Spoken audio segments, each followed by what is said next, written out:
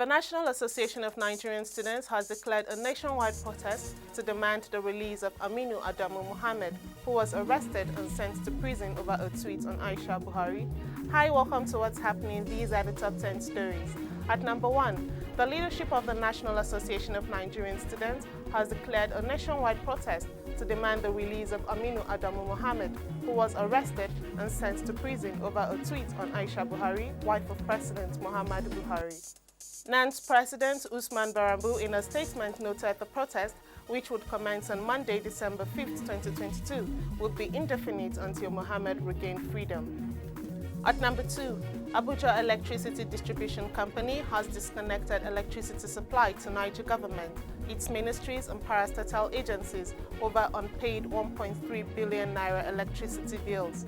Legal officer at the AEDC, Aminu Obandoma, said in Mina on Thursday that the company had no choice but to disconnect supply as the debt had been long overdue.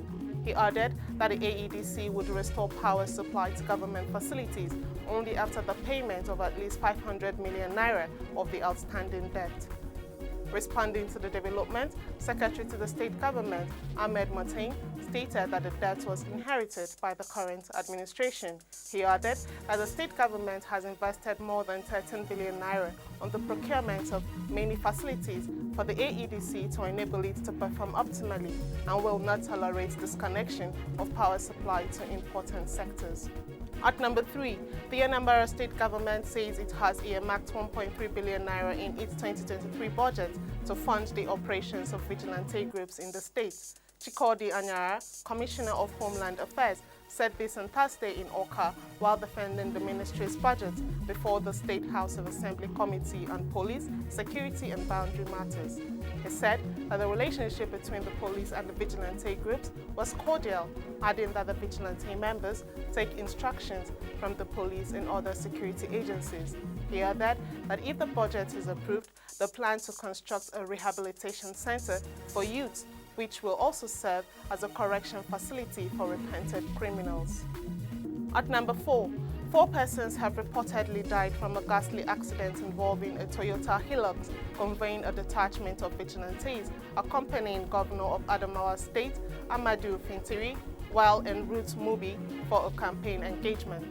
3 lifeless bodies of occupants in the van that includes Bako Kaura, head of PDP's informal security arm, and another victim identified as Adamu Kaura's biological son have been deposited at the mortuary of Hong Federal Medical Center. 5 other occupants in the van, who sustained various degrees of injuries, were conveyed for treatment in a health facility. At number 5, the Minister of Interior, Obeni Rauf Arebashola, has advised Nigerians to ensure their details in the national identity number are same with the data on the application for national passports. The minister gave the advice on Thursday in a post on his verified Twitter handle. Arebashola also disclosed that many passport applicants are having serious challenges on how to arrange their names. He added that his ministry had introduced tracking mechanism to help applicants monitor the progress of their application. At number 6, the police have cautioned governors against stopping opposition political parties from holding their electioneering campaigns in their state. BIG Dandaura Mustafa said this at the 2022 Political Parties Summit in Abuja. Mr. Mustafa, who represented IGP Usman Al-Khalibaba, said police commissioners were directed to ensure that all political parties were given free space to campaign in state. He advised political parties to go about their campaigns freely while assuring them of adequate security. At number 7, Justice Ian Ekwo of the Federal High Court on Thursday in Abuja affirmed the election of Honorable Oladipupo Adebutu as the lawful candidate of the People's Democratic Party in next year's governorship election in Ogun State. Justice Ekwo, in affirming the election of Adebutu by his party, held that the plaintiff, Mr. Jimmy Adebisi Lawal, failed to prove that the PDP breached its laws in selecting its flag bearer for the March 11, 2023 governorship poll. Justice Eho accordingly dismissed the suit for being incompetent and lacking in merit. At number 8, the Federal Road Safety Corps says 61 persons lost their lives in 33 road traffic crashes in Borno between May and November 2022. FRSC Sector Commander Uten Ikiboyi disclosed this on Thursday in Maiduguri. He said 151 people sustained injuries in the crashes, involving 285 persons and 46 vehicles. Mr. Ikiboyi added that 37 people lost their lives in ghastly auto crashes on the Maiduguri-Damaturu Road in November and attributed the cause to speeding, recklessness, and expired tires. The FRSC commander warned motorists, especially commercial vehicle operators, to desist from using expired tires and against overloading and use of illicit substances. At number 9, the Abuja Division of the Federal High Court has nullified the Abia All Progressives Grand Alliance governorship primary election held on May 29th.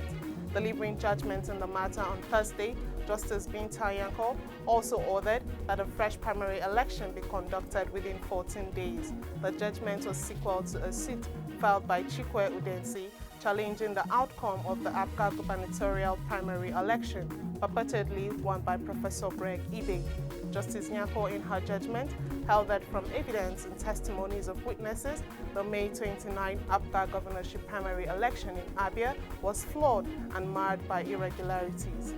Finally, at number 10, the chairman of the Christian Association of Nigeria, Adamawa State Chapter, Bishop Dami Mamza, has asked either the Economic and Financial Crimes Commission or the Independent Corrupt Practices and Related Offences Commission to investigate the activities of the Executive Secretary of the Nigerian Christian Pilgrims Commission, Reverend Yakubu Pam.